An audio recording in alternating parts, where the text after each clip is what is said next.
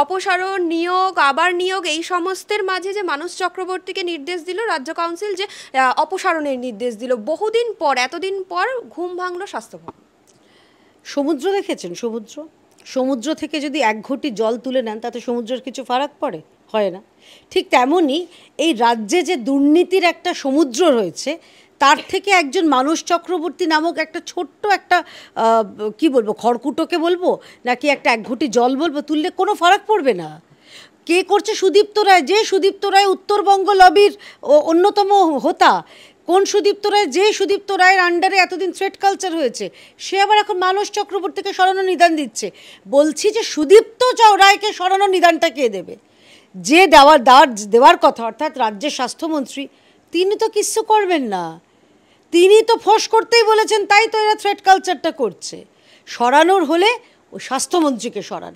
সেজন্য আমরা বারে বারে দাবি জানিয়েছি যে দফা 1, দাবি 1, স্বাস্থ্যমন্ত্রীর পদত্যাগ। এই স্বাস্থ্যমন্ত্রী থেকে এখন ব্যাপারটা কিন্তু পুলিশ মন্ত্রীতে চলে এসছে। পুলিশ নিয়ে শাসক দলের মধ্যেই তর্ক বিতর্ক সৃষ্টি হয়েছে। সেখানে মদন মিত্র একেবারে বিস্ফোরক মন্তব্য করছে, বলছে যে আমরা এই শাসক দলরাই কোথাও গিয়ে পুলিশকে কাজে লাগাতে দিচ্ছি না, অপরাধীদের আমরাই তো ছাড়িয়ে আনছি। দেখুন, মদনবাবুর এখন বিবেক জাগ্রত হয়েছে, ভালো লাগছে। কিন্তু এই বিবেকটা কোথায় ছিল যখন শয়ে শয়ে বিরোধীদের মারা হচ্ছিল? বেশি নয়, 2021, 2.5 বছর আগে, 21-এর ভোটের পরে যখন ভারতীয় জনতা পার্টির আমাদের কর্মীদের তাদের মারা হচ্ছিল, ঘর ছাড়া হচ্ছিল, মেয়েদের শ্লীলতাহানি করা হচ্ছিল, তখন কোথায় ছিল মদনবাবুর বিবেক? ঘুমন্ত ছিল। এখন উনি একটু পেছনে একটু বেকায়দায় পড়েছেন, তাই এখন এইসব কথা বলে ওই যাত্রার বিবেকের মতন অভিনয় করছেন। এইসব নাটক রাজ্যের মানুষ দেখেছে। সৌগত রায় এত বলছেন, একই রকমভাবে সৌগত রায় বলেছেন। তা আমি মদনবাবু এবং সৌগত বাবুর কাছে, দুজনের কাছে আমার বিনীত প্রশ্ন, একটু পুলিশ মন্ত্রীকে বলুন না, পুলিশের যে এই ব্যবস্থা, তারা নাকি তৃণমূল দলের হয়ে কাজ করছে, দলীয় ক্যাডার হয়ে কাজ করছে, বলি এই প্রশ্নগুলো পুলিশ মন্ত্রীকে করুন না, তথা মুখ্যমন্ত্রী তথা স্বাস্থ্যমন্ত্রী।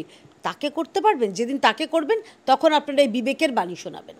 এবং সেখানে কিন্তু বলা হচ্ছে যে যারা এত বড় বড় কথা বলছে, ফিরহাদ হাকিম বলছেন দলে থেকে, যারা এত বড় বড় কথা বলছে, মুখ্যমন্ত্রী মমতা বন্দ্যোপাধ্যায়ের ছবি ছাড়া একটা ভোটও জিতিয়ে দেখাক। তাহলে কি দলের অন্দরে এই ভয়টা রয়েছে যে মুখ্যমন্ত্রীর মুখটা যেদিন সরে যাবে, অভিষেক বন্দ্যোপাধ্যায়ের মুখ যদি আসে, তাহলে সেদিন ভোটে জিততে পারবে না? দেখুন, ওদের যারই মুখ থাকুক, তৃণমূলের একটাই মুখ হচ্ছে দুর্নীতির মুখ।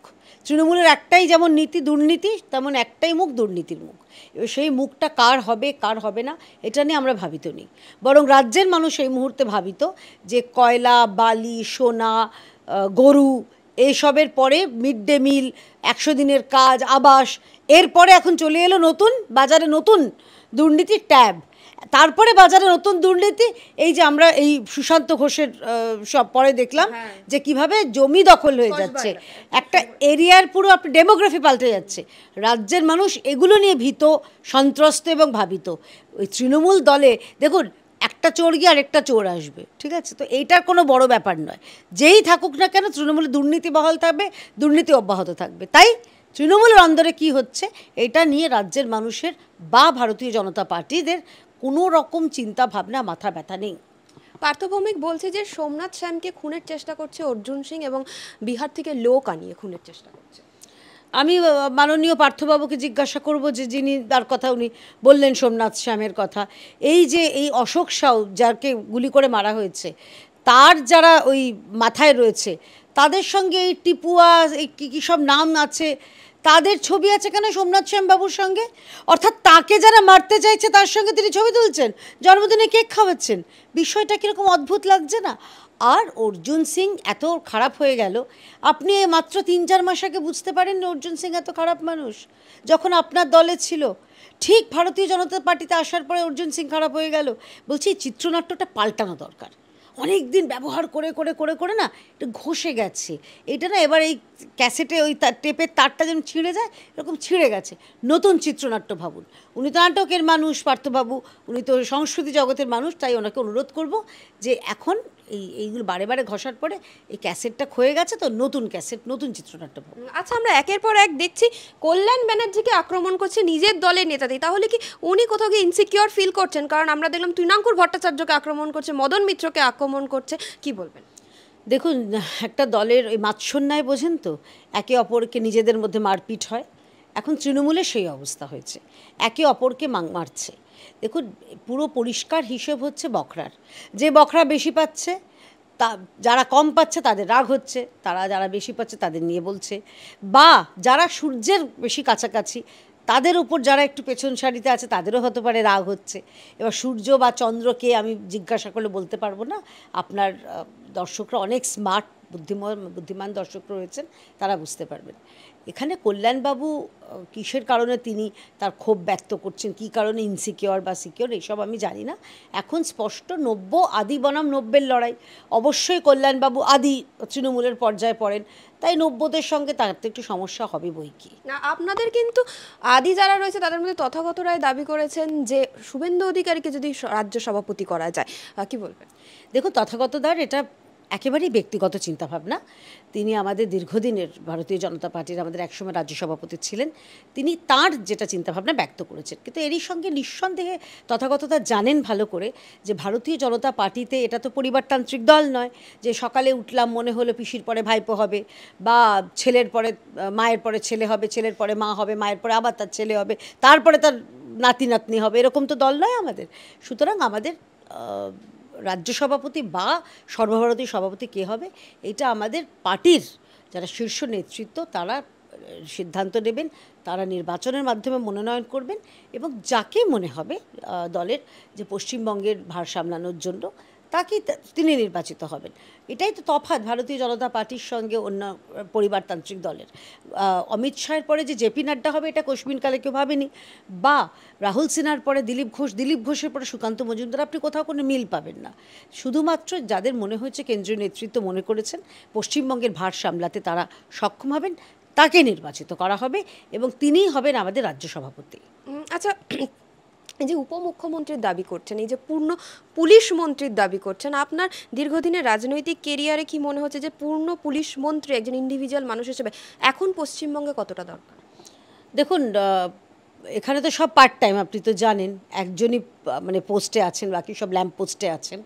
তো সেই জায়গায় দাঁড়িয়ে পূর্ণ পুলিশ মন্ত্রী হয়েও, মানে উনি ছাড়া পূর্ণ পুলিশ মন্ত্রী হয়ে কতটা নিরপেক্ষভাবে বা স্বাধীনভাবে কাজ করতে পারবেন এই বিষয়ে সন্দেহ আছে। তাই মানে নামে হতে পারে যে অমুক হলেন পুলিশ মন্ত্রী, কিন্তু তিনি স্বাধীনভাবে কাজই তো করতে পারবেন না, কারণ সবই তো ওনার অনুপ্রেরণায় কাজ করতে হবে, সবই তো ওনার সিদ্ধান্ত মতো ওনার নির্দেশে কাজ করতে হবে। তাই অনুপ্রেরণা যদি কাজ করবেন, তার থেকে ডাইরেক্ট কাজ করাই ভালো। আমার মনে হয় যে সব কিছুতে মুখাপেক্ষি থাকতে হবে, যে আমি এই একটা সামান্য সই করবো কিনা এটার জন্য আমাকে নবান্নের 14 তলায় ফোন করতে হবে, সেটা না হয় যদি অন্য কেউ হয় এটা তো সমস্যা হবে। তাই উনি এখন আছেন, ওনার ব্যাপার। কিন্তু হ্যাঁ, খুব প্র্যাকটিক্যালি বলতে গেলে দরকার পূর্ণ পুলিশ মন্ত্রী দরকার, এবং ফুল টাইম মুখ্যমন্ত্রী দরকার। মাঝে মধ্যে তৃণমূল সুপ্রিমো মানে 75% তৃণমূল সুপ্রিমো, 25% রাজ্যের মুখ্যমন্ত্রী দিয়ে কাজ চলবে না।